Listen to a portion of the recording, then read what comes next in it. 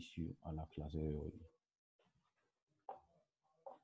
Bueno, entonces ya para la clase de hoy se tiene pues un tema ya, digamos que siguiendo con la línea como se ha ido desarrollando este curso, iniciando pues desde lo que sería el cultivo, luego el beneficio, todo este tema pues como el desarrollo de la planta, luego que el secado, luego el tueste, pues ya vamos a empezar a hablar un poco más, a entrarnos un poco más en el tema de la preparación. Específicamente lo que vamos a hablar hoy es un poco de un comparativo, digamos, entre distintas dinámicas de extracción, de lo que serían los principios de inmersión y de goteo principalmente, y en cómo o qué herramienta se puede usar y en sí cómo funciona esa herramienta para medir la cantidad pues de sólidos que han logrado migrar hacia la taza, ¿cierto? Pues como siempre, esta clase y las anteriores y las que vendrán estarán disponibles en Patreon, nuestro Patreon, en www.patreon.com/scoffycollege. Ahí las pueden encontrar todas. Y arrancamos entonces con extracción y refractometría. Entonces, recordemos que cuando estamos hablando de extracción, digamos siendo un poquito rigurosos, en realidad nos estamos refiriendo es a una etapa de lo que sería el proceso de preparación como tal, ¿cierto? Entonces, recordemos que el proceso de preparación consta de varias etapas, entre ellas la primera sería que se conoce como humedecimiento o hidratación o preinfusión o pluming, y es precisamente ese primer contacto que tiene el agua con el café, de forma que el café empieza a absorber el agua, entonces el agua empieza a entrar al interior, el café empieza a absorberla, el grano se hincha, a su vez empiezan a escapar un montón de componentes volátiles y de gases, principalmente CO2, que es lo que hace que la cama de café se infle, o digamos, coloquialmente hablando, florezca, por ese término blooming en inglés, se expanda. Y eso lo que, los cambios que genera es precisamente preparar las partículas de café que ya están allí molidas para llevar a cabo un proceso de extracción, eh, los procesos posteriores, perdón, de preparación de manera más óptima, ¿cierto? Entonces, esta también es la explicación, por ejemplo, de la retención líquida, del por qué un total del agua que usamos se queda dentro de los granos y termina toda en la taza, es porque precisamente pasa eso. Los granos la absorbieron y gracias a eso se ha logrado, digamos, llegar a lo que sería un punto muy cercano como el equilibrio osmótico, ¿cierto? Pues esto es lo que ocurre pues en la fase de hidratación. Recordemos también que es un proceso que está muy influenciado por la mecánica de extracción como tal, si es inmersión, si es goteo, si es expreso. Está también influenciado por el ajuste de la molienda, si es una molienda muy fina, una molienda media, una molienda gruesa, por la distribución de partículas también, de tamaño de partículas. Recuerden que la distribución del tamaño de partículas tiene que ver mucho con la consistencia de un molino. También tiene que ver con la frescura del café, es decir, con la cantidad de CO2 que haya dentro de él y con la capacidad en sí del grano de absorber esa humedad. Algunos granos pueden absorber más fácil agua que otros y eso también es una variable a considerar dentro de este primer paso. Luego, una vez el agua ha entrado al grano, tenemos los procesos que serían de dilución o los procesos de hidrólisis, que lo que hacen es precisamente eh, hacer que los compuestos de sabor y aroma migren de las paredes celulares del café hacia el agua que está dentro del café, ¿cierto? En este momento hay que hacer la aclaración, esos compuestos no han salido de la molécula, no han salido, perdón, de la partícula del café, todavía están ahí, solo que ya no están pegados a la pared celular, sino que están en el agua, ¿cierto? Recordemos que entonces la dilución es principalmente para este tipo de compuestos, digamos, solubles, o sea, que tienen capacidad gracias a este mecanismo de migrar hacia el agua, generalmente son compuestos cuya solubilidad o capacidad de diluirse aumenta con la temperatura y cuya cantidad puede aumentar también con el tiempo. Y con la hidrólisis tenemos un proceso, como su nombre lo indica, de rompimiento molecular por acción del agua. Entonces, algunas sustancias que no responden a lo que sería una dilución, eh, sus moléculas, digamos, se ven intervenidas, se pueden partir por acción del agua y al hacerse un poco más livianas también pueden migrar hacia ellas. Entonces son dos procesos que se podrían considerar, digamos, hermanos en los términos de la preparación del café y son los que permiten que esos sabores, precisamente, vuelvo y repito, queden ya en el agua. Luego tenemos lo que sería el proceso de extracción propiamente dicho. Entonces ya ahí, en ese proceso lo que ocurre, recordemos, es otro mecanismo físico, físico-químico que se llama ósmosis, ¿cierto? O difusión. Entonces, lo que ocurre es que, en palabras simples, un soluto que está en un medio muy concentrado va a pasar a un medio donde esté menos concentrado, con el fin de equilibrar ambos medios, ¿cierto? En el caso de la ósmosis, eso ocurre a través de una membrana semipermeable. Entonces, tenemos un grano, una partícula de café molido, que ya tiene agua en su interior, que ya hubieron procesos de dilución y procesos de hidrólisis, y ese sería como el medio más concentrado, ¿cierto? Y por el otro lado, o sea, al otro lado de la pared celular tenemos el agua limpia, ¿cierto? Digámoslo así, el agua que todavía que no es más pues que agua, y sería el medio menos concentrado. Entonces el mecanismo funciona de manera que el medio más concentrado, o sea, el agua que está al interior de la partícula de café, ya cargada con los compuestos de sabor y aroma, migre a través de la membrana celular del grano hacia el medio menos concentrado, que es el agua exterior, ¿ya? Entonces, una vez eso ocurre, el agua exterior queda cargada con todos estos compuestos y finalmente puede terminar su proceso de atravesar la cama de café o su proceso pues de inmersión y constituir pues lo que sería la taza. Sería como el proceso de extracción propiamente dicho, que hace parte de lo que sería el proceso de preparación como tal. Ahora bien, esos tres procesos generalmente ocurren en cualquier tipo de preparación por café. Llámese preparación por inmersión, por goteo, por expreso o por alguna otra vía de preparación como tal. Vemos que las más comunes, las que vamos a tratar en esta clase, serían la inmersión y el goteo. Entonces, ¿qué pasa en la inmersión?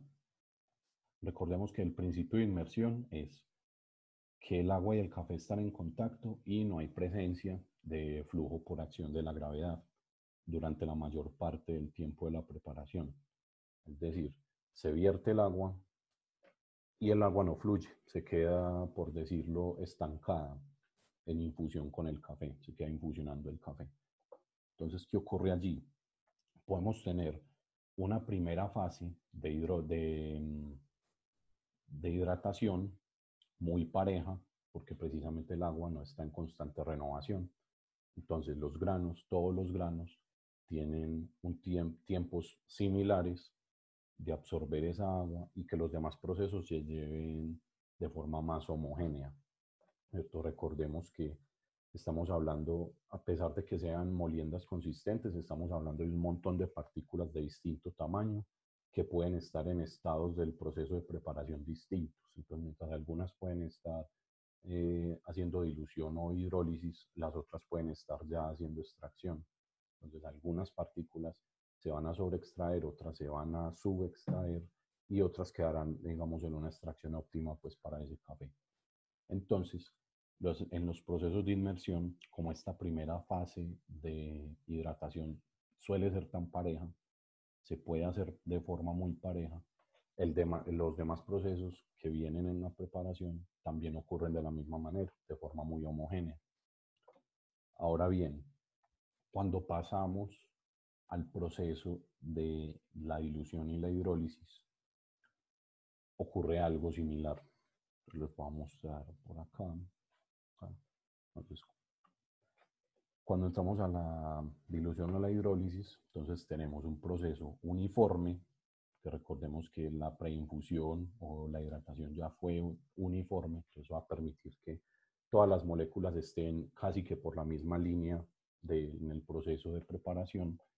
Luego en la dilución o la hidrólisis también tenemos que se están diluyendo una gran cantidad de compuestos debido a que precisamente no hay flujo. Entonces el agua no está en constante renovación, está ahí, digamos, entre comillas, estática. Entonces, compuestos que requieren más tiempo para diluirse o hidrolizarse, lo van a tener. Y si lo van a tener oportunidad de migrar hacia la taza. Entonces, es una cantidad un poco mayor. Luego, en los procesos de ósmosis, ocurre lo que se ve en esta gráfica. Entonces, ¿qué pasa?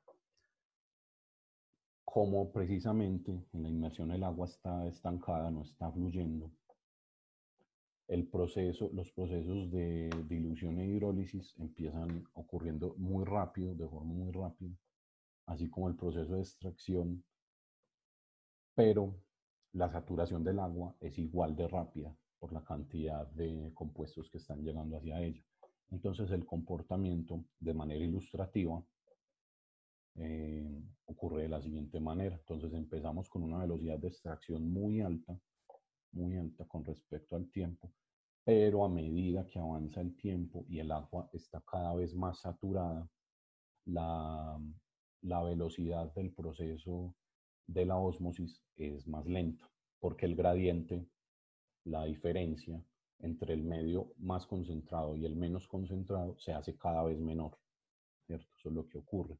Entonces la extracción, de manera ilustrativa con respecto al tiempo, se comporta de esta manera, cada vez se va haciendo más y más lento a medida que el agua se va saturando. Por consiguiente, es lógico pensar que una de las variables principales en el proceso de inmersión sea el tiempo, que generalmente suelen ser tiempos un poco más cortos que, por ejemplo, en los métodos drip, porque precisamente hay que darle tiempo al agua, hay que darle tiempo al proceso de ósmosis, de que todos esos componentes que ya se diluyeron puedan migrar de manera correcta al agua, ¿cierto? Ahora bien, en cuanto a los procesos de goteo, podemos también hacer una especie de análisis por esa misma vía. Entonces, primero tenemos procesos de hidratación, son un poco más desuniformes, se pueden dar un poco más lentos, generalmente pueden acompañarse mucho por pequeñas turbulencias o remociones de la cama del café para asegurar que todas las moléculas, que todas las partículas de café puedan humedecerse en tiempos similares. De forma natural es muy difícil hacer una, un proceso de hidratación totalmente uniforme, ¿cierto? Realmente pues sería eh, muy complejo hacerlo sin ayuda pues como externa, sin remover o sin manejar un poco el vertido. Luego, en los procesos de dilución e hidrólisis, debido a que el agua siempre está en constante flujo por acción de la gravedad en los métodos de goteo, el tiempo que tienen disponible los compuestos de sabor y aroma es muy corto. Ese tiempo es muy corto. Entonces, lo que ocurre ahí es que solamente podrían diluirse los compuestos o hidrolizarse los compuestos que les sea más fácil hacerlo, o sea, que requieran menos energía o que requieran menos tiempo para lograr hacer esos procesos. Mientras que los compuestos, digamos, más pesados o que por sus características requieran un poco más de tiempo o de temperatura, que requieran que el agua esté un momentico más ahí, lo van a hacer de manera más lenta y a menor escala debido precisamente a ese flujo. Ahora, el punto de inflexión viene en lo que sería la extracción o en la difusión como tal, en el proceso de ósmosis. Y es porque como precisamente el agua está fluyendo, esa agua muy difícilmente se va a saturar, va a estar saturada. Entonces la extracción siempre va a ser muy rápida. Va a ser una extracción muy rápida en términos de tiempo muy eficiente realmente, pero que va a tener una mayor presencia de notas de bajo peso molecular, o sea, lo que serían algunas notas florales, aromáticas, de pronto algunas frutas, ¿cierto? Eso es lo que sucedería ahí. El comportamiento de manera ilustrativa sería de esta manera. Entonces, los procesos iniciales son un poco más lentos, son un poco más desuniformes. Sin embargo, a medida que el tiempo va avanzando y se va llegando a las fases de extracción, la velocidad empieza a aumentar, ¿cierto? Entonces, de manera ilustrativa, el comportamiento de la curva sería de esta manera con respecto al tiempo. De forma que se pueda hacer entonces el siguiente análisis. Ambos métodos, ambos principios, digamos, de preparación de café tienen sus debilidades y también sus fortalezas, ¿cierto? Entonces, en términos, por ejemplo, de la inmersión, tenemos que es menos eficiente en tiempo con respecto a un drip, mientras que un drip es menos eficiente en extracción respecto a una inmersión. ¿Qué quiere decir esto? Que la inmersión, si bien requiere más tiempo para hacer el proceso de manera completa, los compuestos que hay allí son más variados, o sea, es una extracción mucho más completa, perdón, de los compuestos que se encontraban inicialmente en el café. Mientras que el goteo, a pesar de ser menos eficiente en la extracción, porque precisamente no extrae una variedad tan grande de compuestos como lo hace la inmersión, sí extrae de todas maneras una cantidad considerable de otro tipo de compuestos en menos tiempo, ¿cierto? Entonces, son métodos generalmente más rápidos. Pueden haber diferencias, generalmente los métodos de goteo suelen durar 2,5, 3 minutos y medio, mientras que un método de inmersión se puede ir a 4 o 4,5, o incluso en algunos casos más. Entre los dos, la gran virtud sería la del método de inmersión como tal en términos químicos. O sea, haciendo un comparativo químico, vemos que la inmersión sería el principio de extracción más completo. Hago la aclaración de comparativo químico porque recordemos que una cosa son las mediciones que se hagan con instrumentos y otra cosa es el gusto como tal, la habilidad sensorial, el análisis sensorial. Entonces, en términos de la inmersión, precisamente como estos procesos ocurren de forma tan uniforme, la cantidad de compuestos es tan alta, si comparamos la química del grano inicial con la química de una taza de ese mismo grano preparada por inmersión, va a ser mucho más similar, van a ser mucho más similares entre sí a que si se hubiera preparado por goteo. Entonces, por goteo, lo principal que vamos a encontrar es esto, compuestos de bajo peso molecular. Mientras que en la dilución y la hidrólisis, perdón, en la inmersión, a pesar de que va a ser un proceso que se va a volver más lento en la ósmosis, la cantidad de compuestos es mayor, la variedad de compuestos es mayor. Entonces, eso es una comparación importante pues, que hay que hacer ahí. Bueno, entonces, ¿cómo se miden? Ya que hemos hablado tanto de la extracción y que comparamos ya lo que serían los principios de inmersión y los principios de goteo, principalmente, podemos hablar entonces de la medición en sí de esa extracción. Entonces, una técnica de análisis de medición precisa que se usa mucho actualmente en el café es lo que sería la refracción. Entonces, la refracción es un principio de la luz en el cual la luz conserva una trayectoria y al atravesar cierto medio cambia de dirección. Eso es la refracción. Entonces, lo que hace un refractómetro, es este aparato de acá, es esto que ocurre, perdón, es esto que ocurre aquí. Entonces, el refractómetro, la refractometría funciona en que el equipo o el instrumento envía un haz de luz con un ángulo incidente determinado. Cuando la medición da cero, significa que el líquido que se está midiendo, por ejemplo, el agua destilada que se usa para calibrar este tipo de equipos, no tiene nada disuelto en él, en ella. Entonces eso significa que el haz de luz no tiene por qué cambiar de dirección. Ahora bien, cuando cambia de dirección es porque hay materiales disueltos en el líquido, en este caso, que se esté estudiando. Y precisamente lo que hace el aparato es medir la variación del ángulo de salida del rayo del haz de luz con respecto al ángulo con el que entró.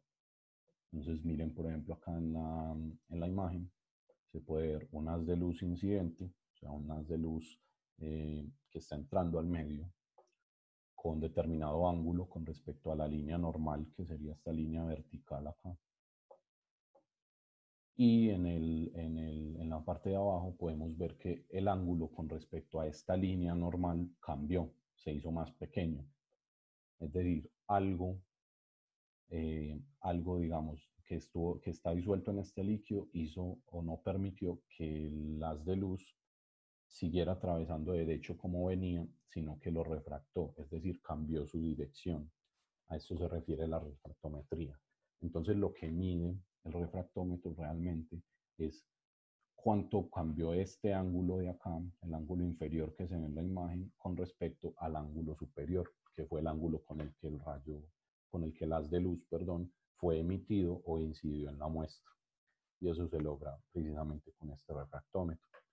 Entonces, ¿qué tanto se refracte el haz de luz? O sea, ¿qué tanto cambie ese ángulo? El medidor va a estimar que para esa variación deben haber X cantidad de compuestos disueltos. Y de esa manera es que puede precisamente darnos una lectura de la extracción como tal, de lo que nosotros podemos interpretar como extracción.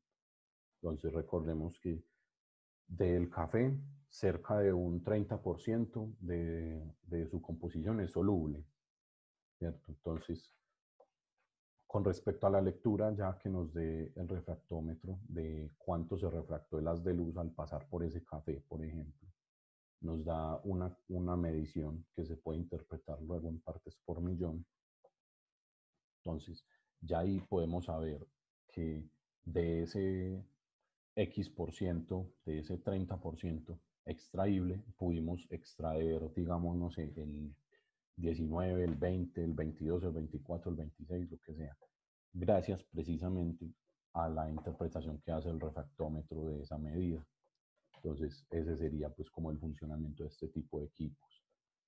Generalmente son equipos de laboratorio que suelen tener pues un gran tamaño, pero digamos que con el avance de lo que sería pues la industria del café de especialidad como tal a nivel global, se pueden encontrar medidores muy confiables tamaño de bolsillo, o sea, mucho más manejables en una barra de café, de, digamos como de distintas calidades, distintos rangos, etc. Entonces, por ejemplo, en el de la imagen tenemos un medidor ATAGO, sería pues uno como de los más comerciados, los más usados, al igual pues que el medidor de UST, que también se usa pues mucho, sería pues como la marca líder en cuanto a este tipo de equipos. Y listo. Entonces, muchas gracias a ustedes por ver y asistir a esta clase. Tenemos principalmente esta clase fue basada en ese artículo de el doctor Jonathan Gané, es, por qué la percolación o el goteo y la inmersión saben tan diferente. Pues también, y ahí fue basada esta presentación.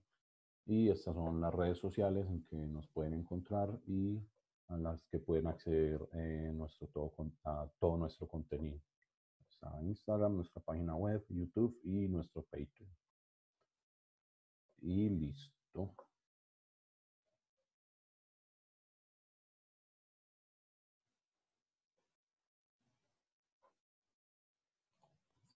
Listo. ¿Lo lograste? Bien, genial. Me sentí muy tenso. Genial. ¿Ah? Me sentí muy tenso. No, pero lo lograste, lo lograste. Pero bueno, ya quedó, ¿Qué cosa? ya quedó grabadita la clase. Yo nunca me he metido a Patreon.